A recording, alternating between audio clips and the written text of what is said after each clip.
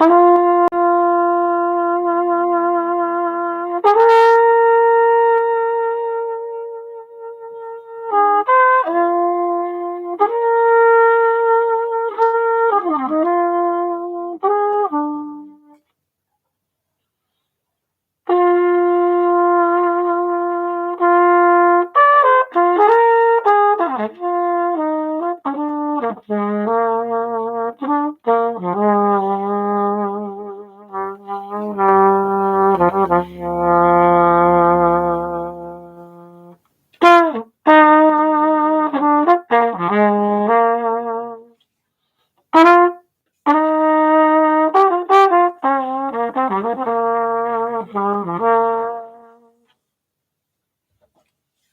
morning, everybody.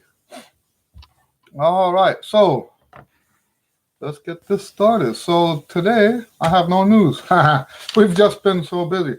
I do the this is the season when we do master classes, and one of the schools I have been doing, I guess this is we were talking about it yesterday. I think this is my 5th year. Doesn't seem like 5 years, but you know, the guys that are seniors now say that I was there the year before, so I kind of lost track. But anyway, this masterclass goes 2 weeks, and it's on the other side of town, so it's quite a drive, and so it really does suck up all my time for this time of the year. But so yeah, we don't have as much news this week. I am still trying to get those pieces published that I told you guys about last time. And that's taking a bunch of time too. I think I got about 4 or 5 hours of that done yesterday. So I think I mentioned this last time. Oh, you're welcome, Samuel. I think I mentioned this last time is that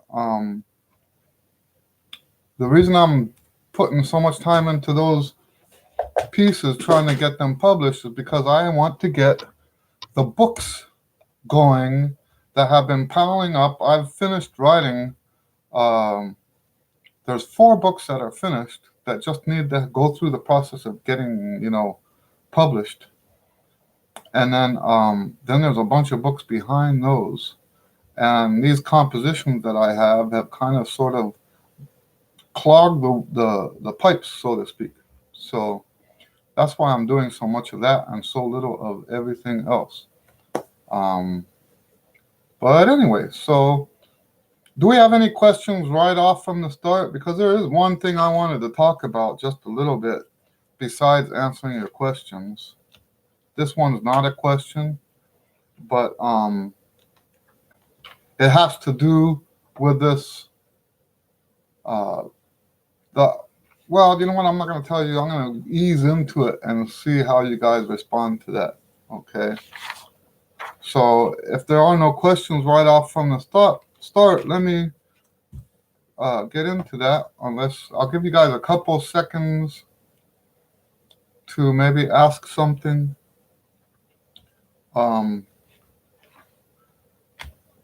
And we'll see where we go from there. So this week the music came out for Allstate, regular Allstate. And so let me talk about that a little bit first before we start. This year, the music is easier than ever. And that's good news and it's bad news.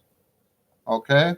Obviously, it's good news because the music's easier. So you'll have time to make it really, really good. Here's the bad news, is so does everybody else. Okay? So not only are the etudes easy, they're also very short. When have we ever, really, when you look at the length of the etudes, it's really more like junior high region. Look at those etudes. We got three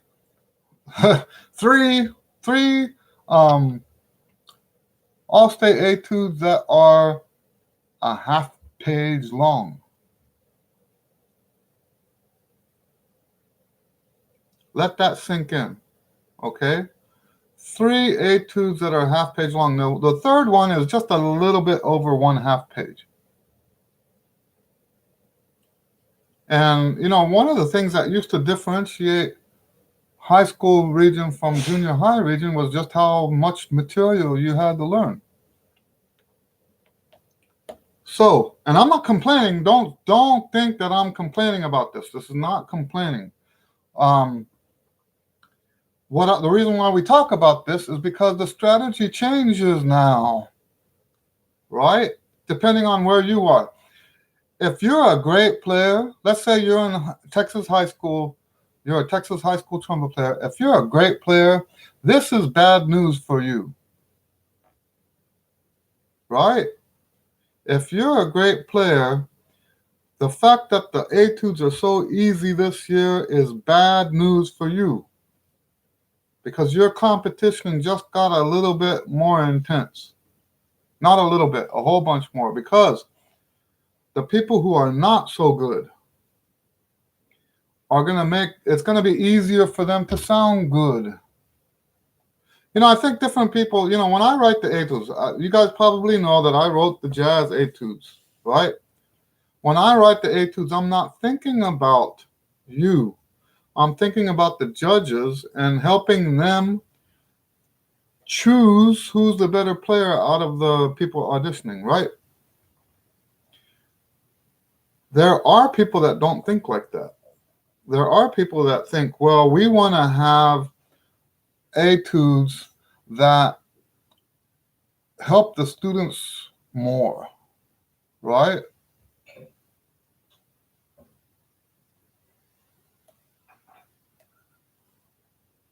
Oh, that's a good question. So this is what I'm talking about, actually. Samuel is just a little bit ahead of me on here. Okay, so this is what we're talking about. So let me answer your question here. Increased tempo? Nope. You're not going to do better by playing faster than the other guys. Oh, do you know what? I say that. I've heard rumors of some of the regions where they are actually like that. But you know what? Those are rumors. And I still find it very difficult to believe. When a high school student tells me how it is at one region, I know that the students in this region don't know how it goes, right? The students in this region don't understand how the judging works, okay? So yes, I've heard rumors from students that their region, it's all about playing fast, right? But no, playing the etudes faster than the other guys doesn't help. Okay, and that's what we're talking about right now. Is what should your strategy be? If the music is easy enough that now I'm not going to say everyone's going to be able to play it right because it's not that easy, but it's easy enough that there's going to be so many people at the all-state level that it's not going to be easy for the judges to make a distinction. Okay.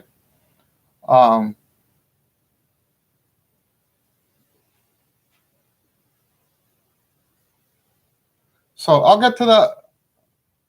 I'll get to your question as soon as we talk about this, okay?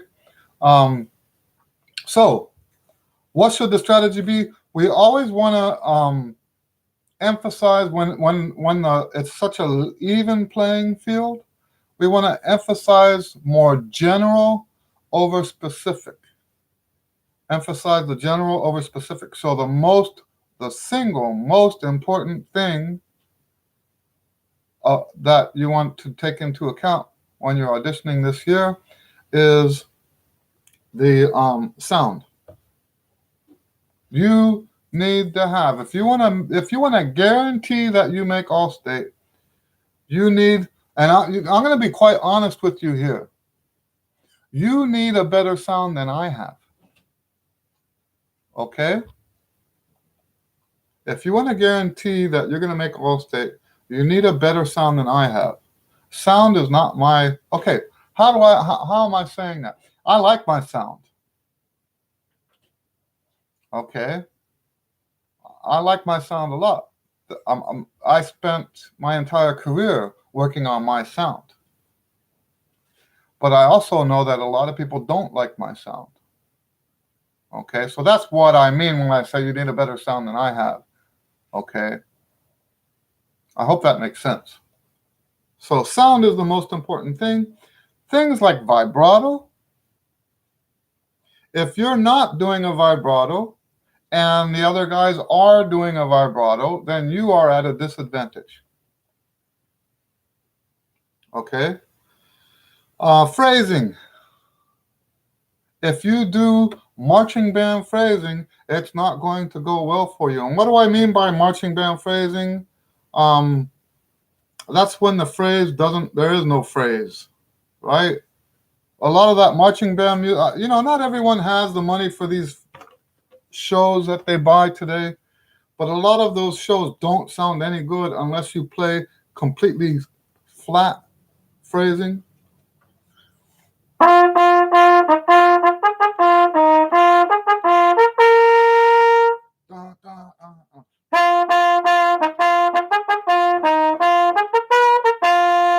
Stuff like that, right? That sounds good when you don't have any phrasing at all, but that's marching band. And I believe and I don't think they do this consciously. I believe that the guys who write the marching band shows write that way because it takes very little musical maturity to play that music and make it sound good. But if you have um, uh, a marching band show that has real melodies in it, real counterpoint, real accompaniment figures, so that you're playing stuff like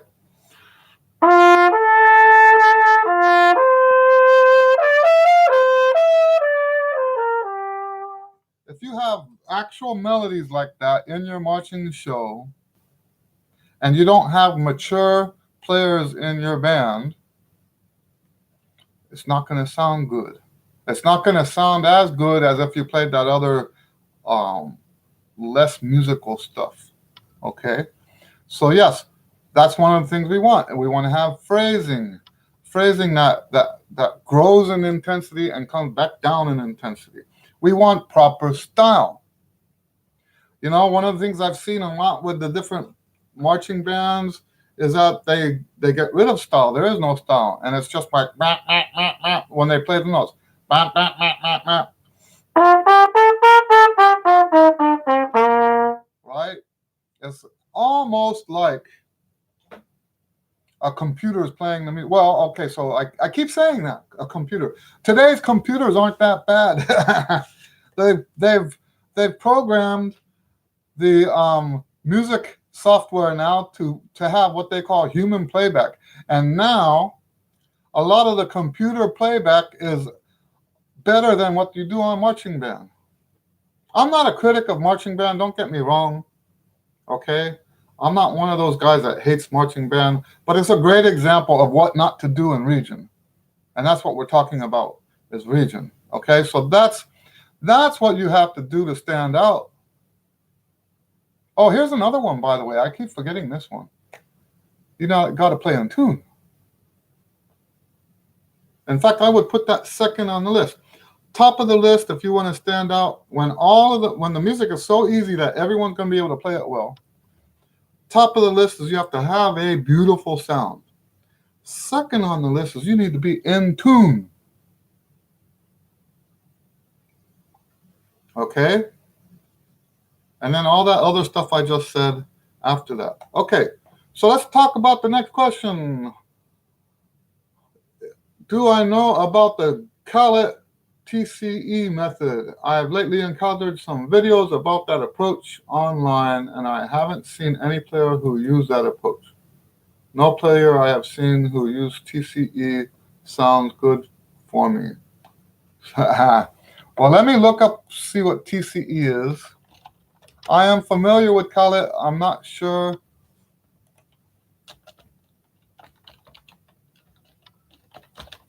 I'm not sure what TCE means, though. TCE. But let's look at this. TCE.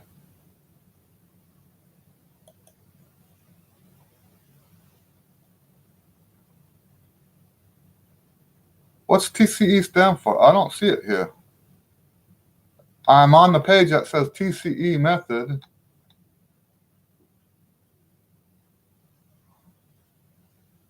So, do you know what? It doesn't matter. It doesn't matter. What I'll do to answer you. Okay, let me go back. All right. So, to answer your question, and this, please don't take this as a criticism of anybody else. In the past, because I've had this opinion since the mid-90s, probably even before that, but in the mid-90s, tongue control embouchure. Oh, okay. Tongue control embouchure. Let's first, well, do you know what? Okay, I've had this. Let me tell you first my opinion about those kind of teachers, and I don't want anyone to take this personally. Okay? I do not believe that your exercises that you practice, or that the way you play should be separated from the music.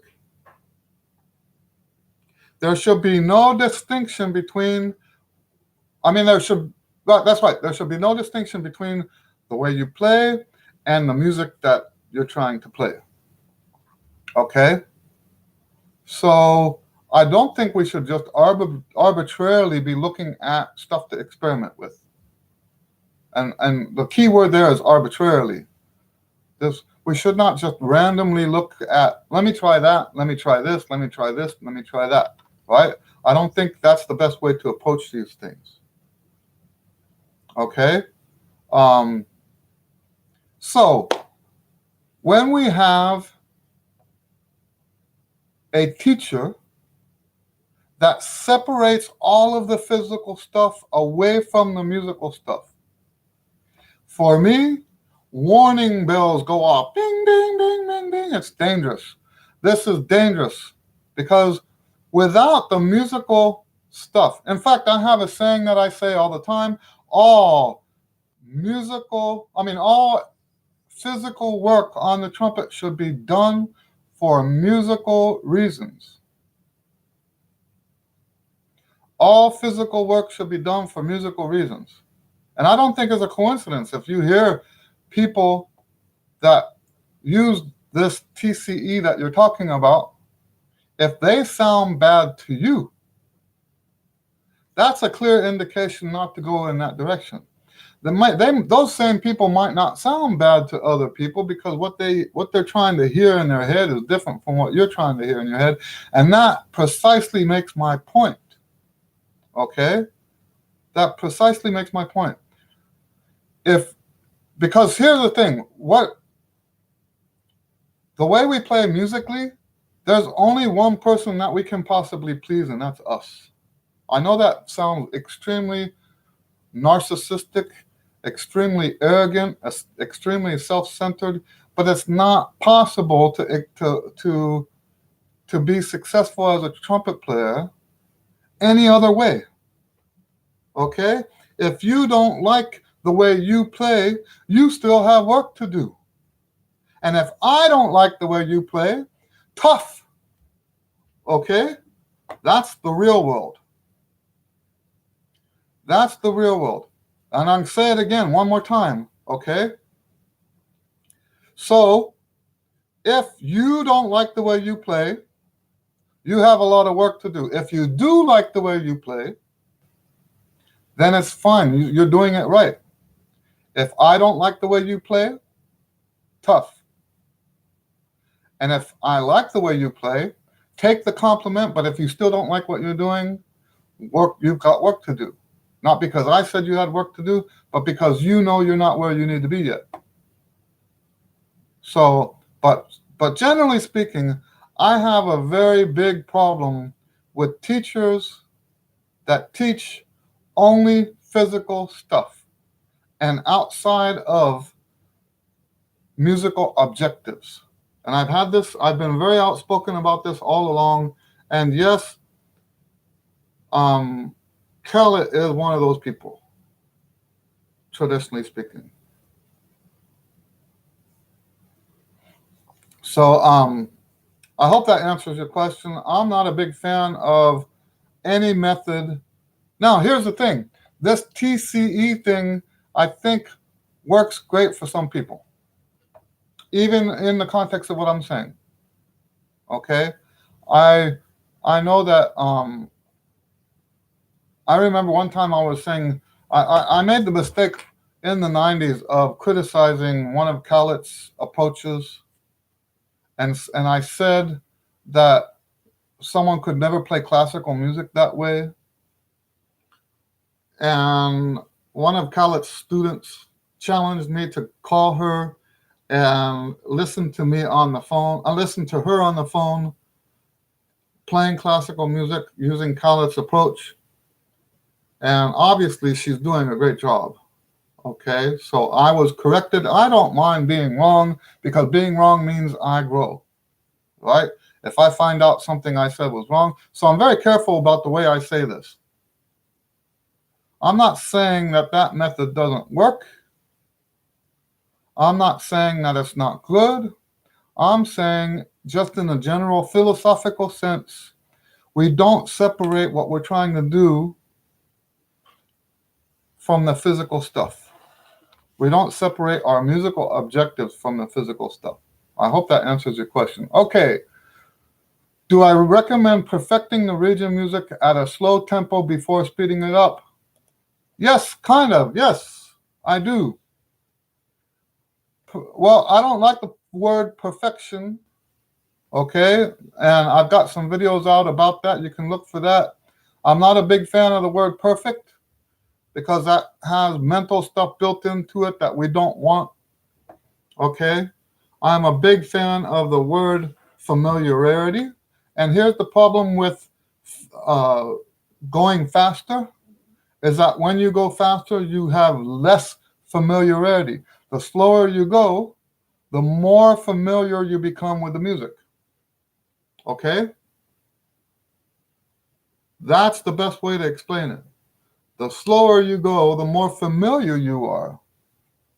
Okay? I think one time through the music slow is worth 10 times going through the music fast.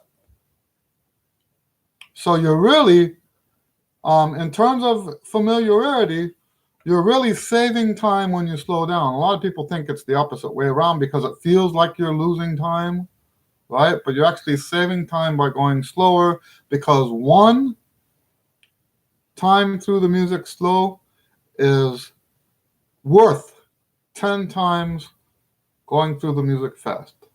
Okay? But here's the thing. When I said kind of, I said, yes, I agree with you, but kind of. Because I don't believe in speeding up until at the very end. 2 weeks before the contest, that's when you speed up. This whole time between now and, let's say, Thanksgiving. Between now and Thanksgiving, that time should all be spent practicing slow. Okay? That time should all be spent practicing slow. Because of this familiarity thing. Okay? Next, what do I have? Good morning, Anthony. Great to see you again. Well, enjoy your practice. I'm glad to hear you're practicing on Saturday mornings. That's great. All right.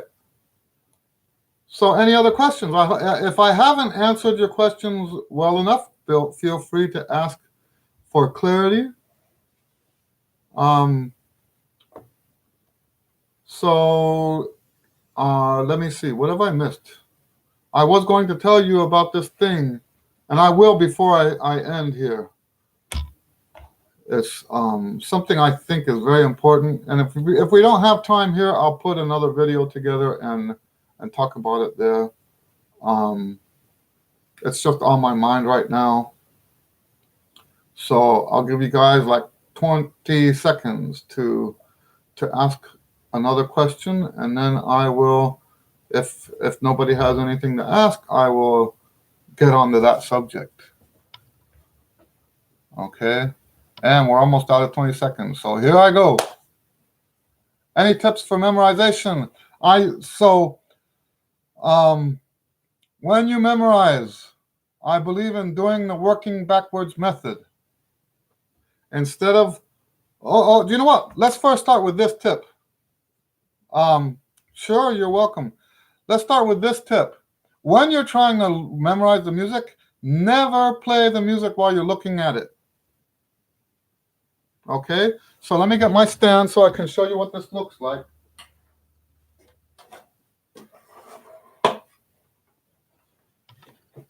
Let's say you have, okay, so that's the third etude, right? Let's say I'm memorizing this. Okay, I look at the last measure. Maybe I finger it. Da, bum, bum, bum, bum, bum, bum. Then I look away from the music. If I didn't get it right, which I did get it right, so I'm not going to look at it again, but if I did not get it right, I would look at it. What did I do wrong? Dun, dun, dun, dun, dun, dun, dun. Then I look away again. Okay, so that's the first thing, is when you're actually memorizing the music, don't look at it. That sounds like duh, right? It sounds like, that would be obvious, but you would be surprised at how many people try to memorize while they're still looking at the music. Right? How are you going to get to where you're memorizing the music if you can't stop looking at it? Right? So you got to make yourself play it while you're not looking at it. Okay? But then, so I think maybe you guys know that I use working backwards as a practice technique. Now, I don't only use it for working back for memorizing music, but that's how I do memorize music. I use it also for just learning a new piece of music, because I think it's an extremely powerful way to practice. Okay. However, it was taught to me as a way to memorize music. So you instead of starting at the beginning like we normally would and working our way to the end, we start at the end and work our way to the beginning. And just to clarify, we're not playing the music backwards, okay? We're playing it forward, but adding measures backward, okay? So let's say I've memorized the last measure. Now I'm going to add the measure before it, but before I add it, I'm going to master that measure, right?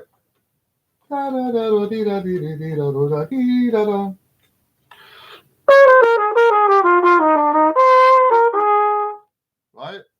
And then I would sing and finger it. And I'm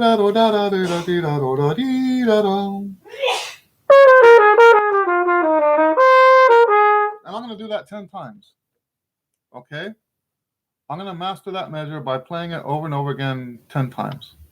By the way, I am playing it too fast. We were talking about, should you play it slow? Yes, you should play it slow. Every step of the process should be slow. And I don't know why I just played it that fast. Okay. So after you've done the second to last measure, like that, now you do the two measures together, memorized.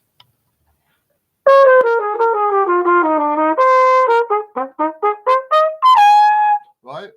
Now, if this was me and this was an important performance, that one would not count. I cracked the top note. We don't want cracked notes, right? So I would sing and finger it again.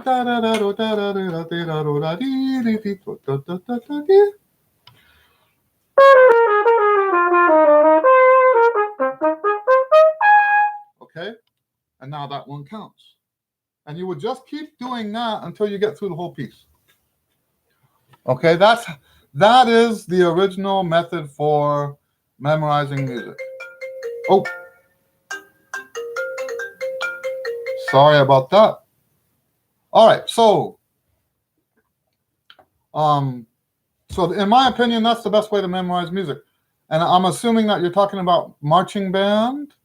You know, another thing you can do to help facilitate memorizing your music for marching band is to get recordings of the music and listen to it over and over and over again. Okay, that can help. Okay, that can help a whole bunch. What else? I'm glad you like the working backwards. So, you know, so I started this video telling you some of the updates about, you know, how I'm spending that time publishing this sheet music that I've finished, right? And that I want to get to the books. Well, one of the books I'm trying to get finished is this book that I have that outlines the 7 stages of working on a piece of music. Every student I've ever had that properly went through those stages made region, won the contest, had a great performance. There's never been a disappointment. And in fact, I had a Skype student in, I think, Alabama or Georgia, one of the southern states, and he wanted help with his chops. And we got him introduced to my daily routines and stuff like that. Well, Chops Express, because he didn't practice as much to get the daily routines. But I told him we really need to switch to this other thing that I'm working on. And at first, I don't think he understood the value of it. But when you use these 7 stages of practice for learning a piece of music, it helps your chops too. It's one of the most powerful things for your chops you'll ever do. And that's one of the reasons why my students are so awesome, right? I have a student right now and she uses my system, both systems. She does the daily routines every day. Well, not the daily routines, the Chops Express, right? I keep saying daily routines, but it's all the same to me. And then she uses this system that I teach for learning the music. And then I also have another system for learning jazz. Okay, she's using all this stuff, but and in those areas she's making progress. But the most amazing thing right now is what it's doing to her chops. She's got chops of iron now, and if you and I recognize this from the beginning. I told her that. Okay, I saw her potential from the very beginning. Okay, but most people didn't. Most people thought she was shy and wasn't willing. You know, I recognized immediately what her potential was and where she was going to end up going, and I was right on all counts. Now she's going to be a junior. Her chops are awesome. The other stuff she's doing is awesome too. But yes, when you practice your music the proper way, does great things for your chops. What's the best way to practice? Well, I kind of just answered that, didn't I? I think, well, okay, you know what? Before we answer the question about what's the best way to practice, let's talk about what the worst way to practice is. Here's the worst way to practice. I'm going to play this music and I'm going to try to get it right. And that sounds dumb, right? That sounds dumb. At least it sounds dumb to me. I'm going to try to get it right. Okay?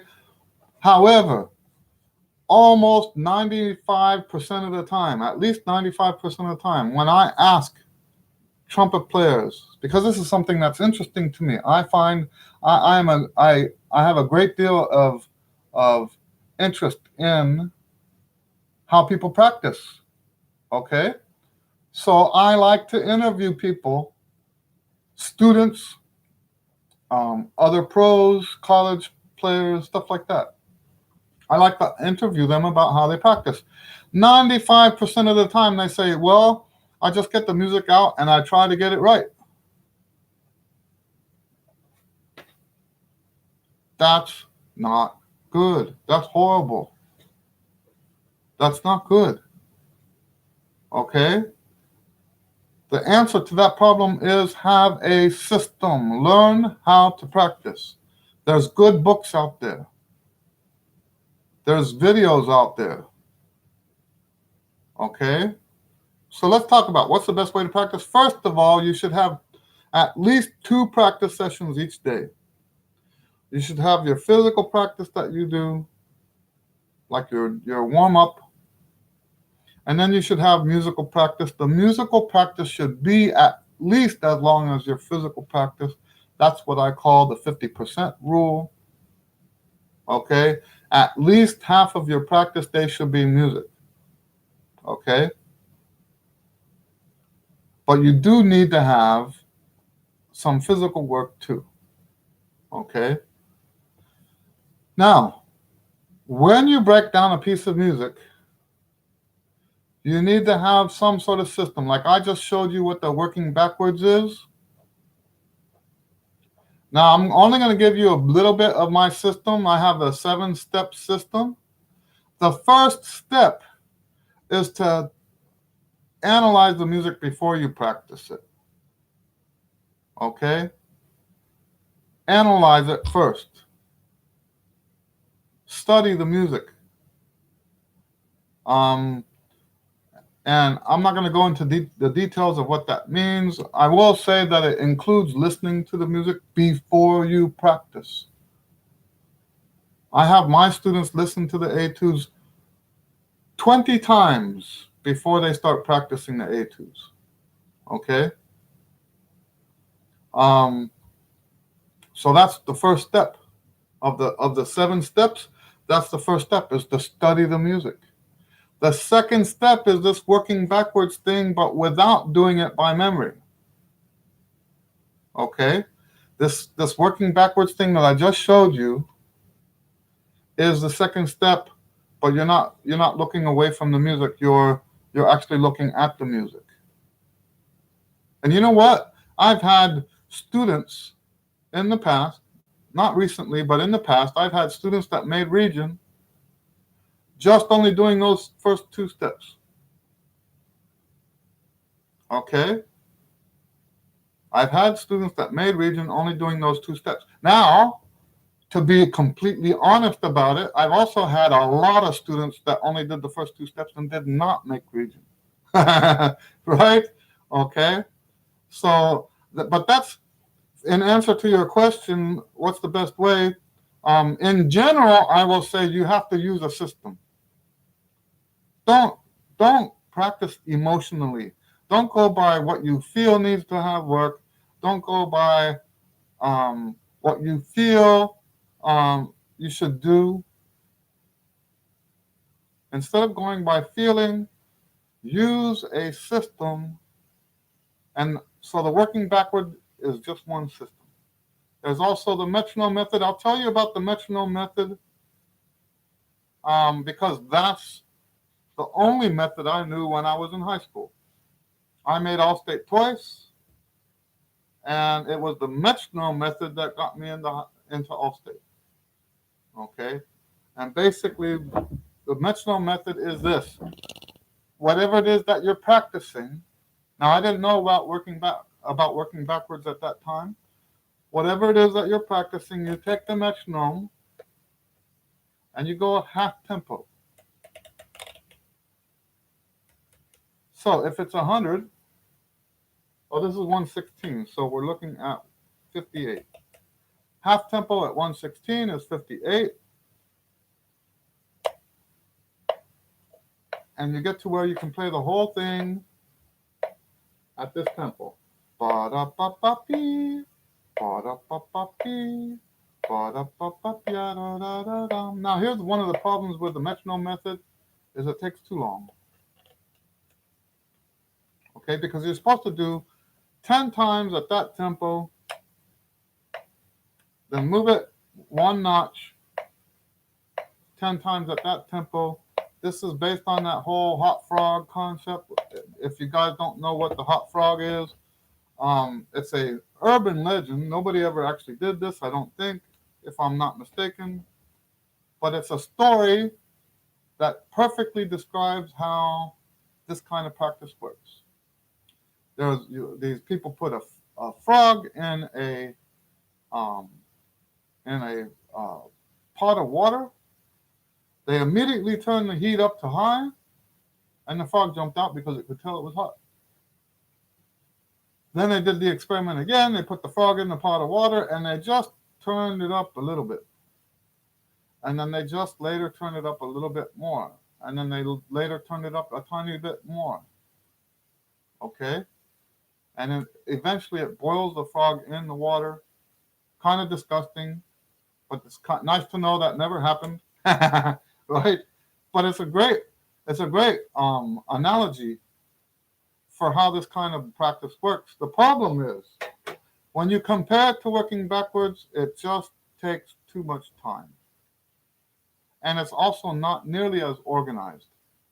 Because which part of it are you going to do half tempo?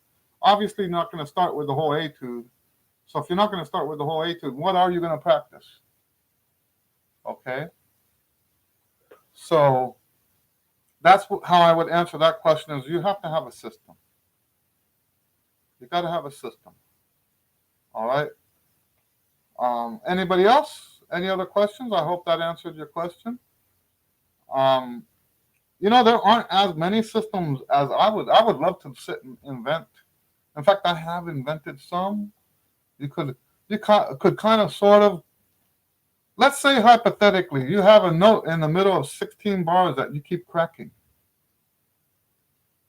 Or maybe you get the wrong fingering or something, or you hitting the wrong harmonic.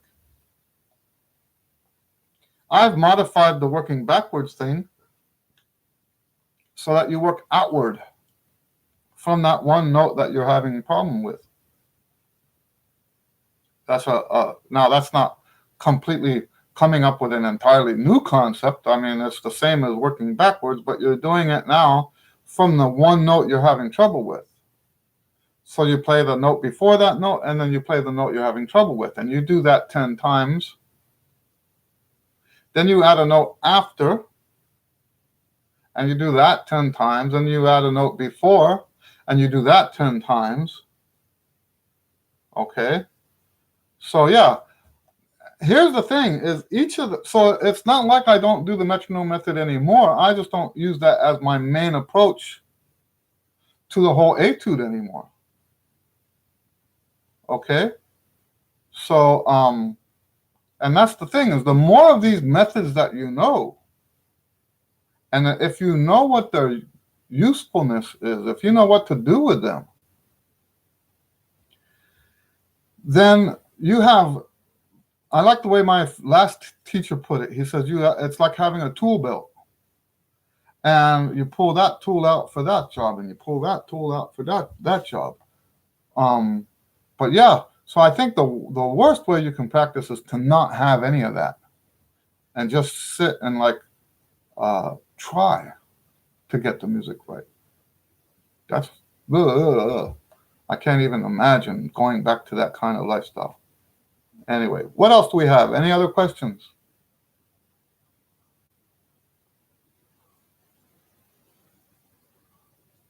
I'll give you guys about 20 seconds to come up with another one.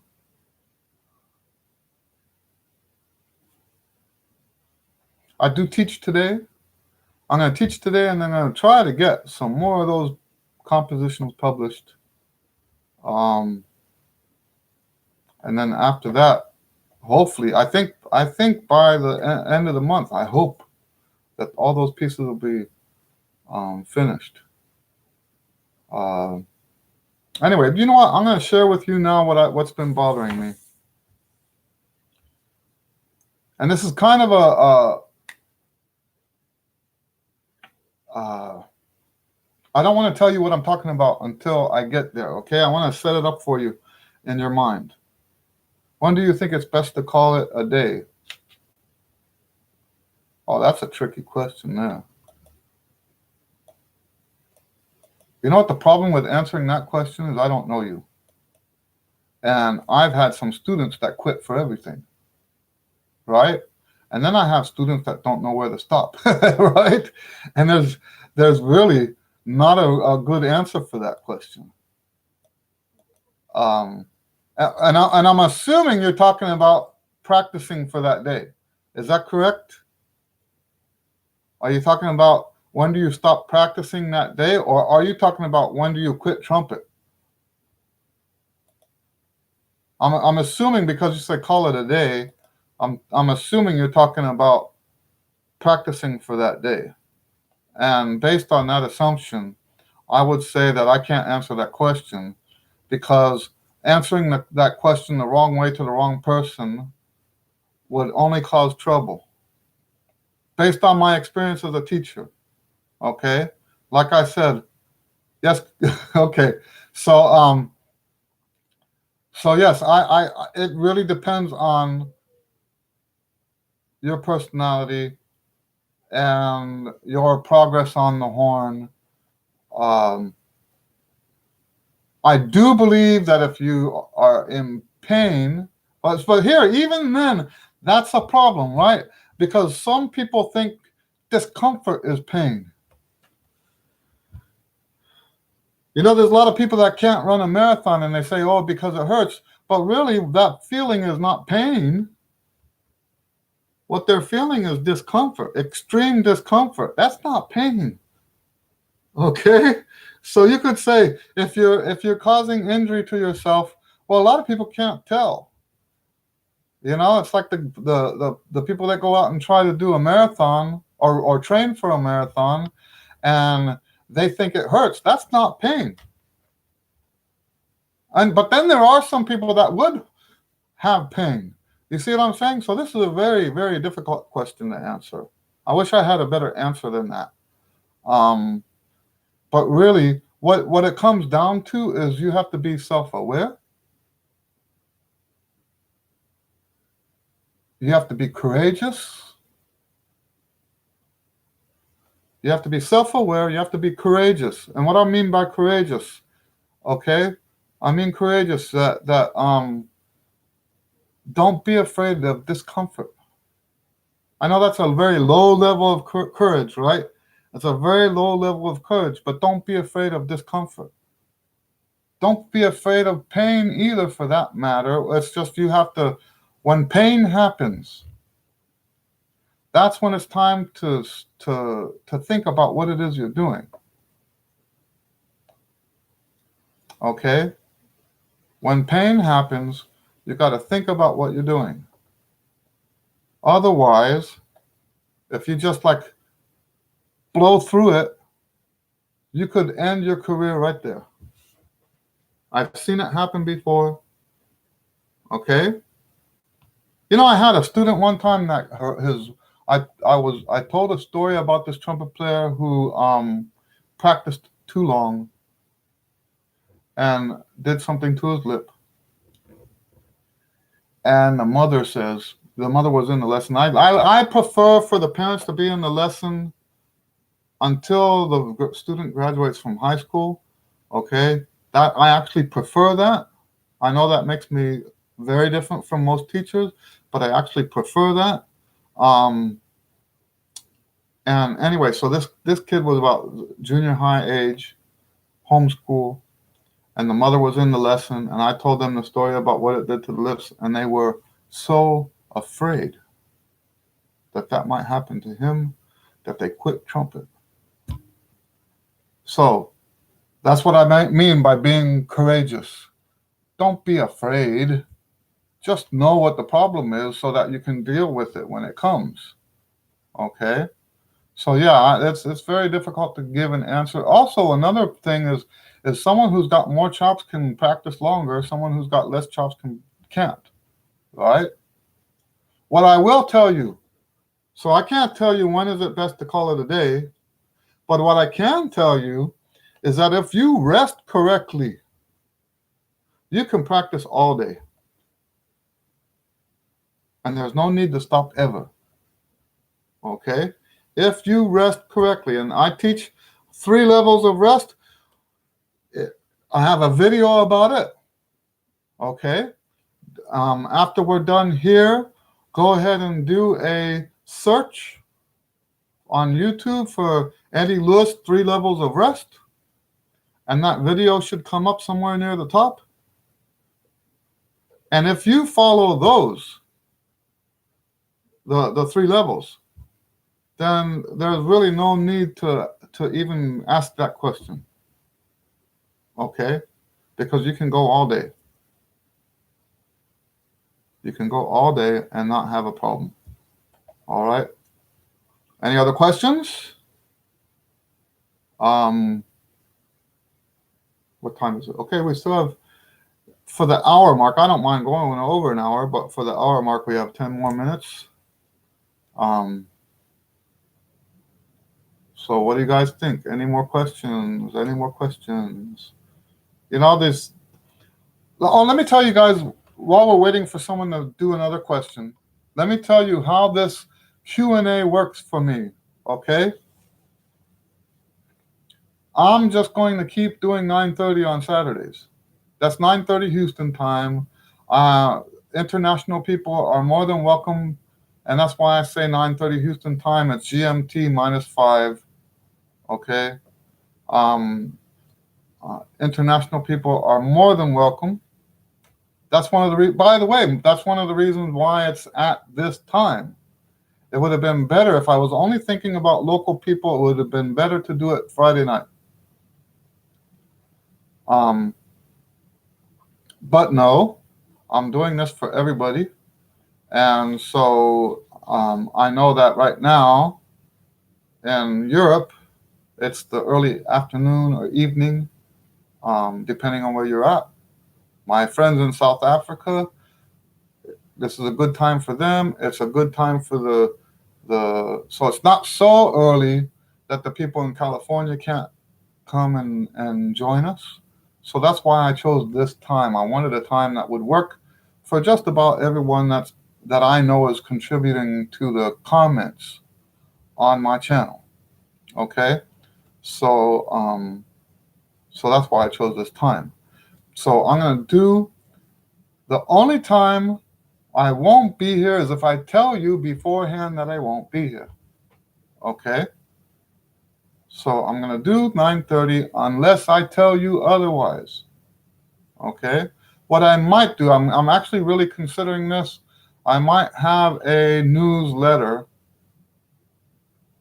so that when people, you know, when I'm not going to be able to do it, I'll send out a newsletter, let people that know that I won't be here. Otherwise, I'll be here. Okay, so that's how I'm doing this. Now at this point, I'm not going to answer more questions. Okay.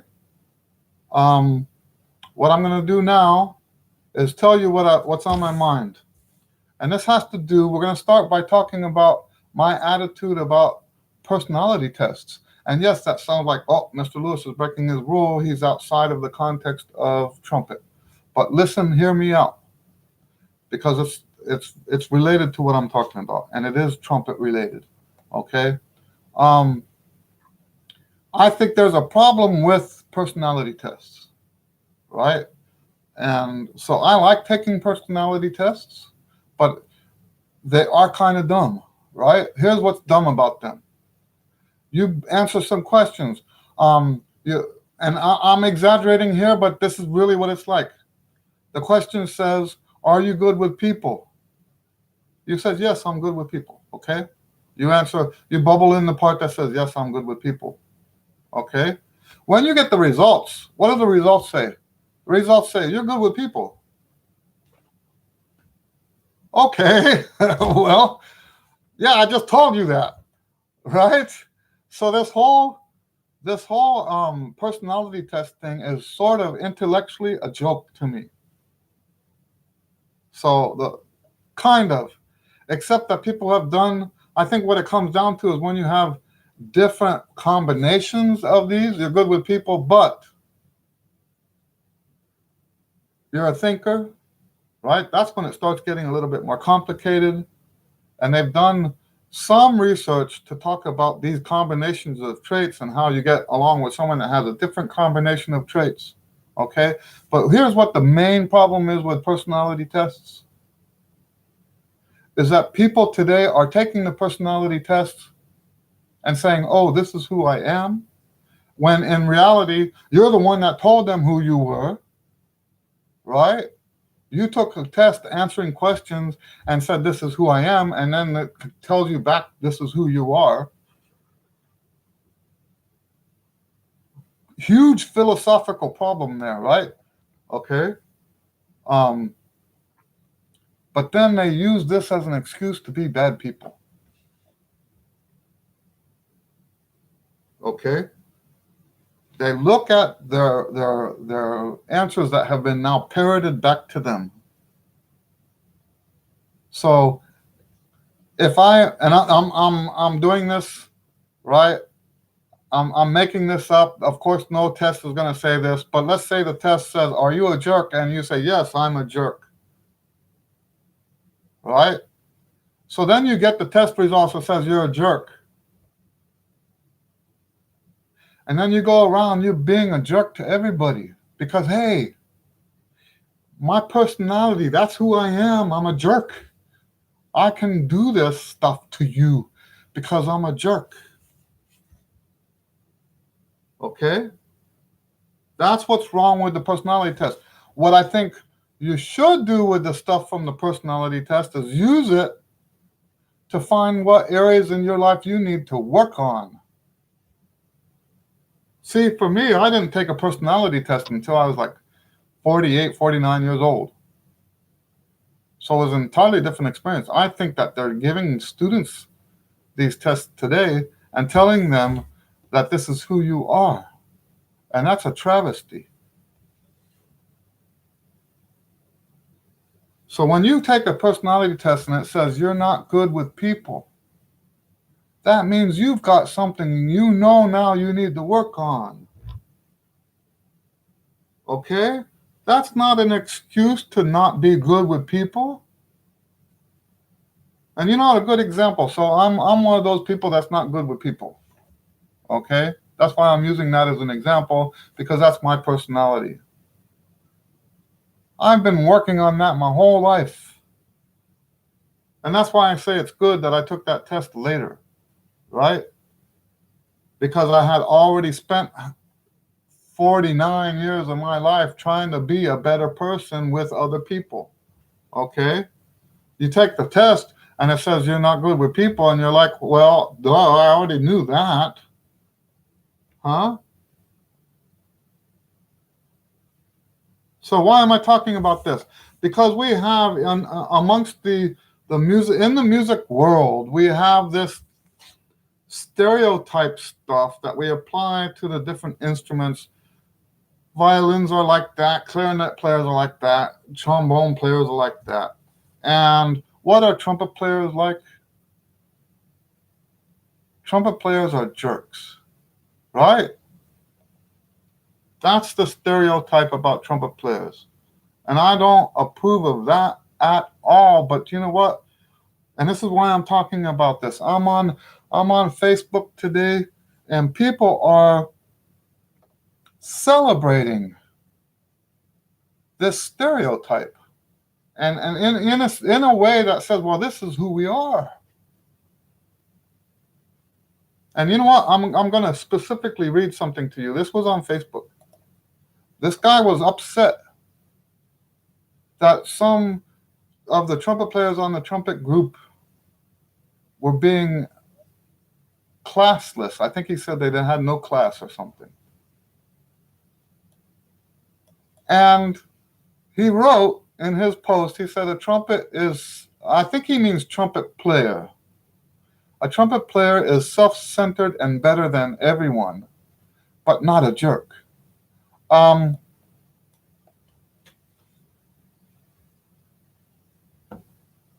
is what a jerk is. You know that old saying, you can't, don't play with matches or you're going to get burnt, right? That's what this statement is. A trumpet player is self centered and better than everyone, but not a jerk. It's like, I want to be this close to the problem, but I don't want the problem to affect me. What it's like all of this is like a microcosm of all of our society right now. Get as close to the problem, be part of the problem as close as you can without letting that problem hurt you. That's not how you live a life. You pull away from the problem. Don't be anywhere near that problem. This guy who's upset that people were a jerk is part of the problem.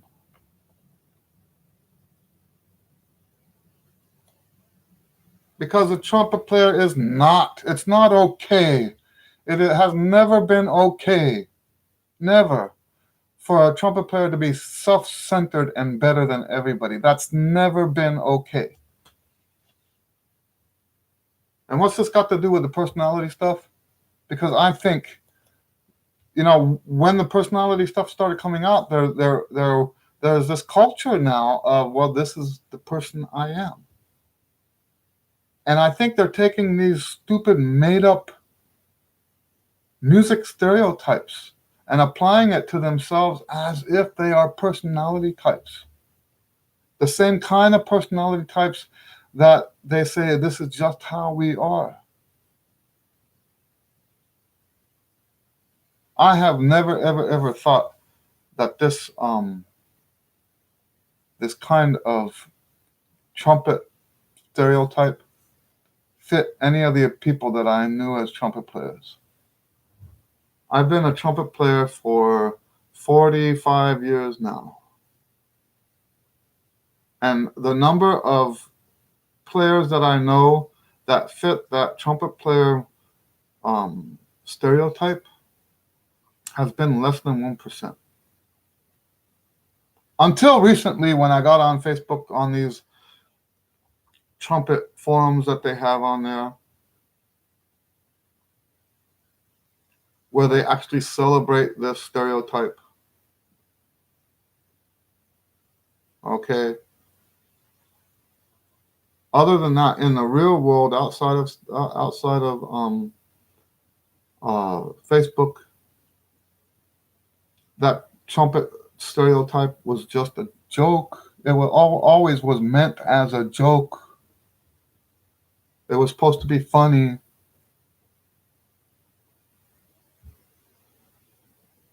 That is not how trumpet players are, and I won't be part of that. And I think you guys have heard me say on some of the other videos that the kind of Christian I am is not the kind of Christian that just wants to be part of a club of like-minded individuals. That's not how I see Christianity. And I see trumpet the same exact way. I'm not interested in being around a bunch of people that celebrate this kind of stereotype.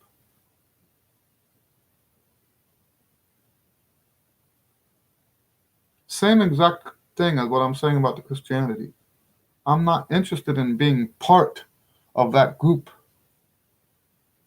That's not why I play trumpet. And same thing for the Christianity stuff. That's not why I'm a Christian. Being a Christian makes me part of that group. Being a trumpet player makes me part of that group. But I'm not a trumpet player so I can be part of that group. And being a jerk is not okay. Being self-centered is not okay. Being better than everybody else is not okay. Those are all things that we laugh at because it's funny. I never thought it was funny, but that's what I'm saying. That's what people think. Okay? So that's what was bothering me when I first started, right? That whole trumpet thing, that trumpet stereotype, it's not real. And if you take ownership of that as if it's your personality. That's a big problem. That's a big problem. You know, you're basically saying it's okay for me to be a jerk because I'm a trumpet player. And then when someone else really is a jerk even more, what room do you have to complain about it?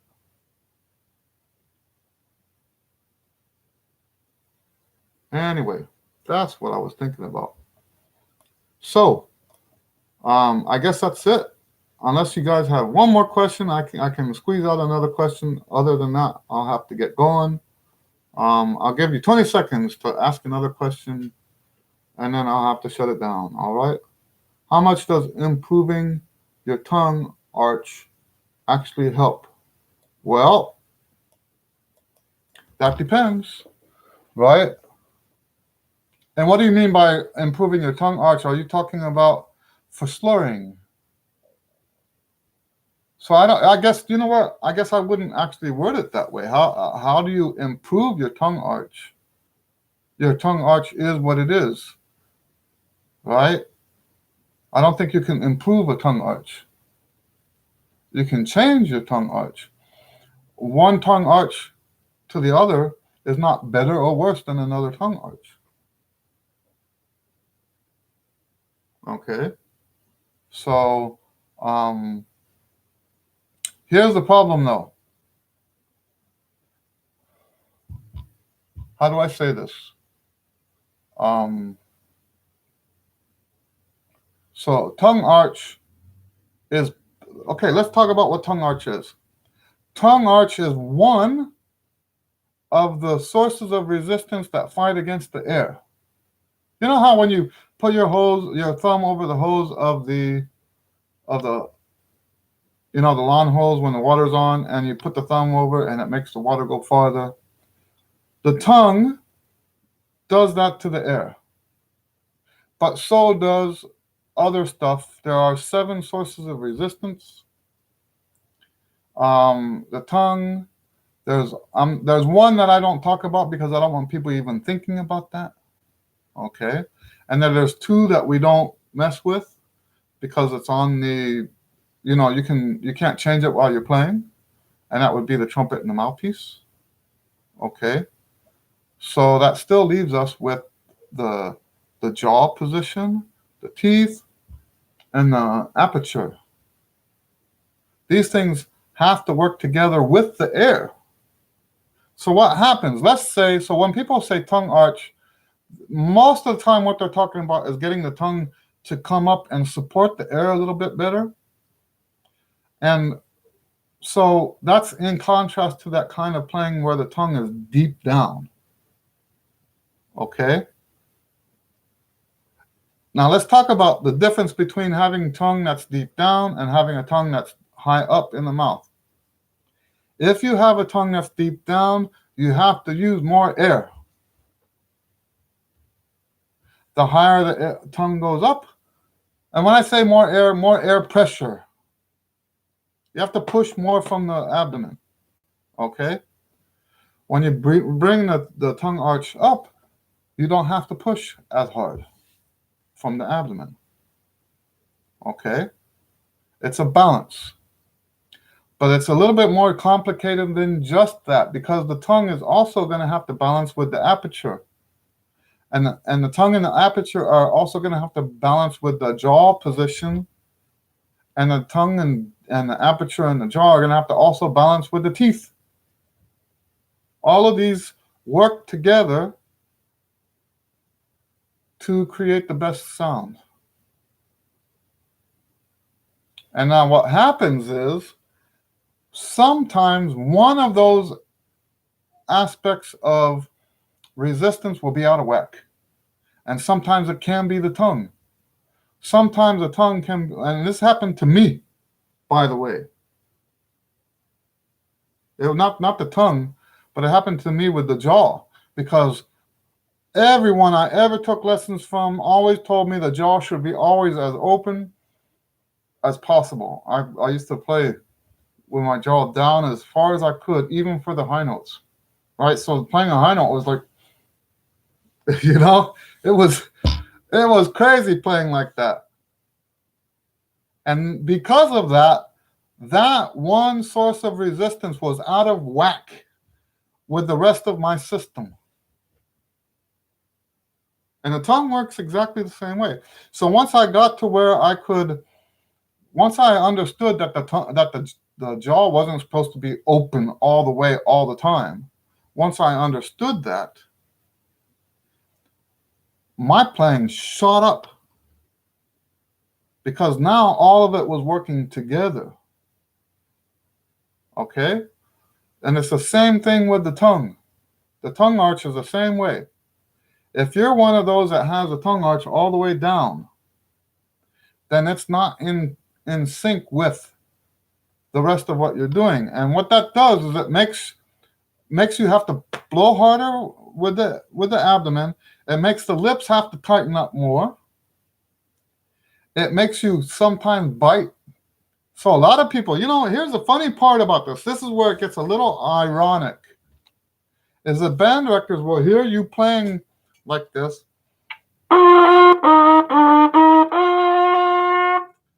They call that pinching, right? They call that pinching.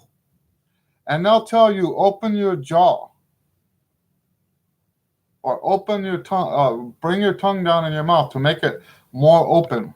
What they don't understand is that by doing that, they're lowering the resistance of the jaw or of the tongue and forcing your lips to contract even more, which is what's causing the sound in the first place.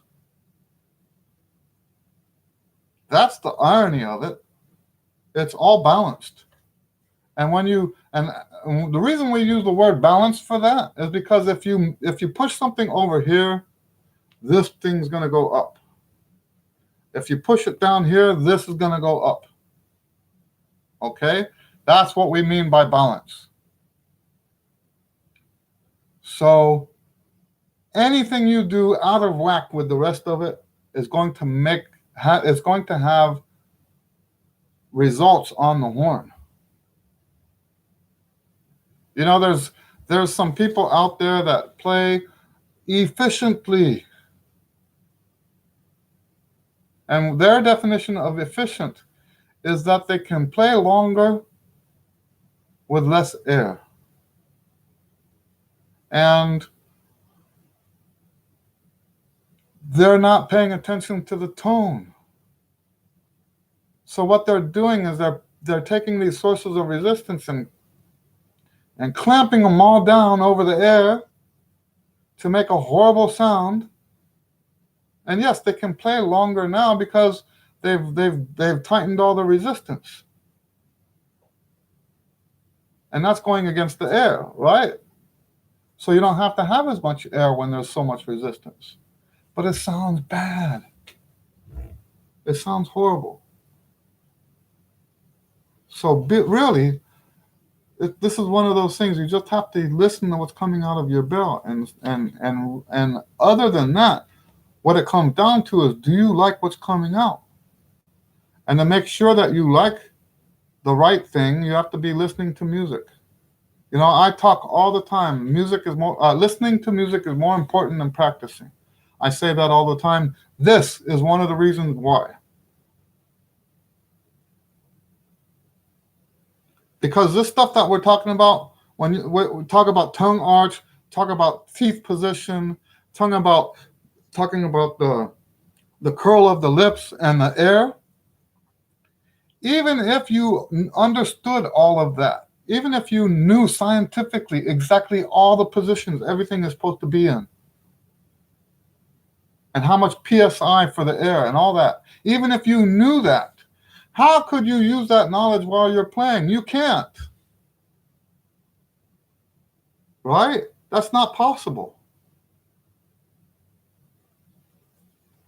So when you're playing, the only thing you can use to decide if you're doing it right or not is the sound that's coming out of the bell. If it sounds good, it is good. Period. End of the story, right? End of discussion. If it sounds good, It is good. And the only way you can know it sounds good is to spend many, many, many hours listening to trumpet music. You know, I get that look on people's eyes. I say, you need to be listening to this much music.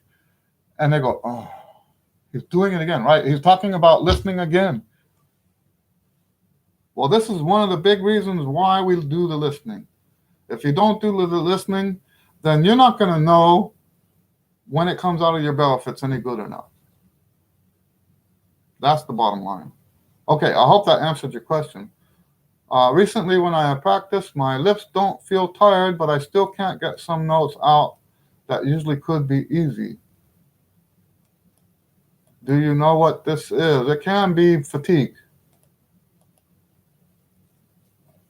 Let's talk about the key word here, feel tired. You don't feel tired.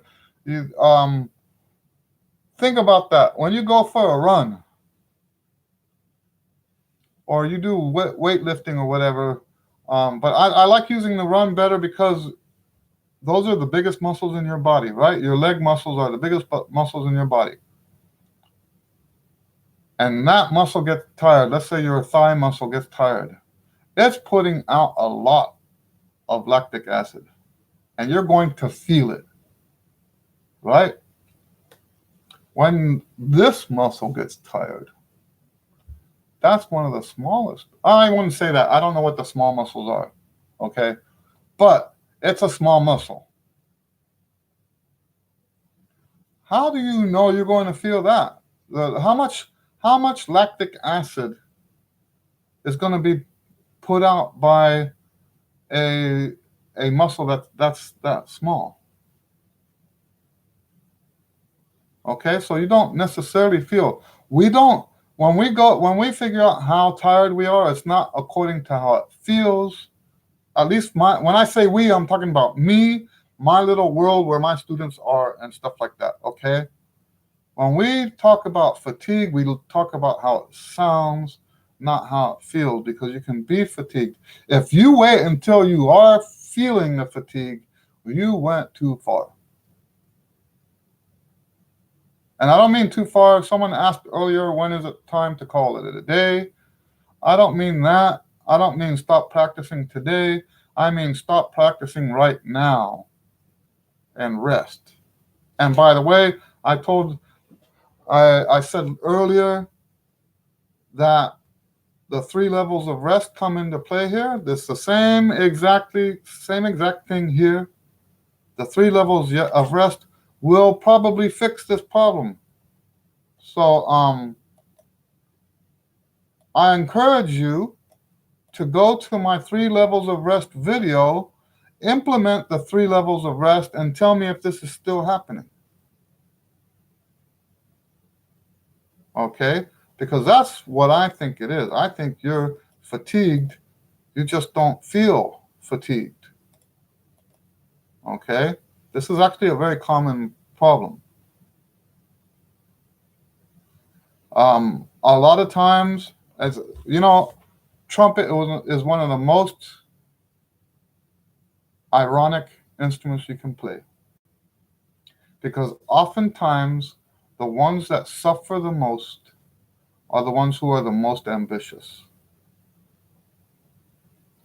You know what playing trumpet is sort of like those Chinese finger cuffs, right? The harder you try to get them apart, the more it hurts. Right? Trumpet's just like that.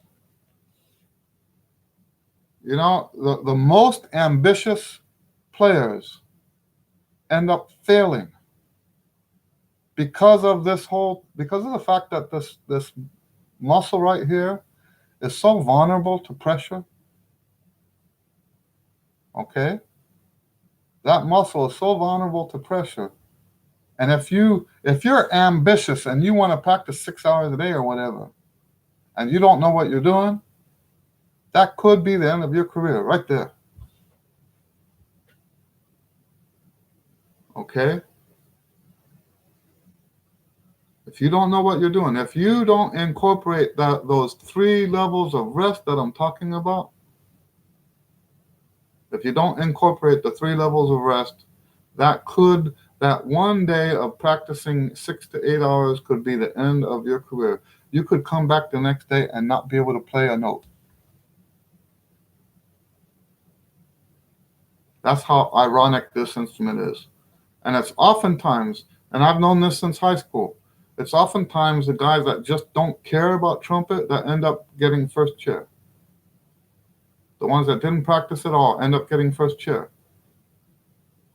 Because, I hope that makes sense.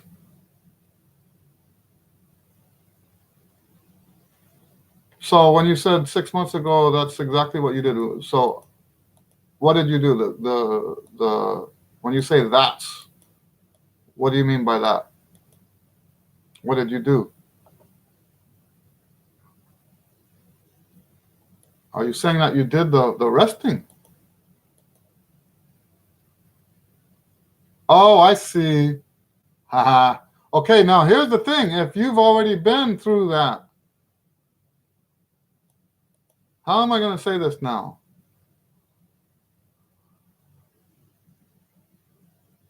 There are long-term problems. If you were overly ambitious, there are long-term problems that can take a while to fix. And so maybe there's a slight chance that the notes that you have problems with are because of that. Now, I would still say the same thing. I still encourage you to go watch that video about the 3 levels of rest. Have you seen that video yet already? Because if you haven't seen that, that is probably the most important thing for you to do right now, is to start implementing all 3 levels of rest. Okay? Because that's extremely important, especially if you've already been down that road. Okay, so yeah, go ahead and go see that video,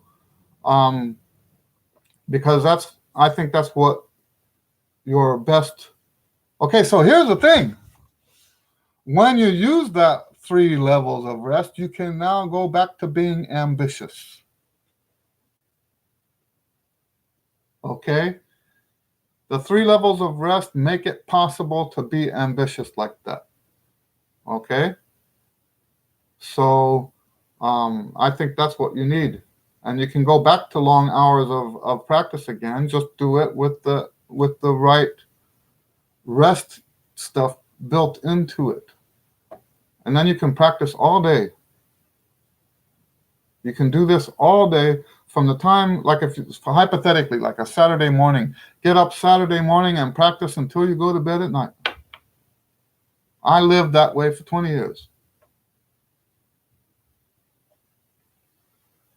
I'm still now, all of the money I make today is because I did that for 20 years. I'm still practicing today, just not like that. Okay, I've got other work I do now. But you know that 10,000 hour rule? I did way past 10,000. I actually needed more than 10,000. So anyway, so all right, guys, I got to close it down. I've got a student coming. And thank you guys for hanging out. And we'll see you on the next video. We will do this, I believe, next week again. If we don't do it, I will let you know through a video or something. You know what? Probably until I get the mailing list going, the newsletter going, go to the website, eddielewis.com. And if I'm not going to be there, I will usually put something there that says I'm not going to be there. Okay? Anyway, thank you. We'll see you on the next one. God bless you. Thanks a lot.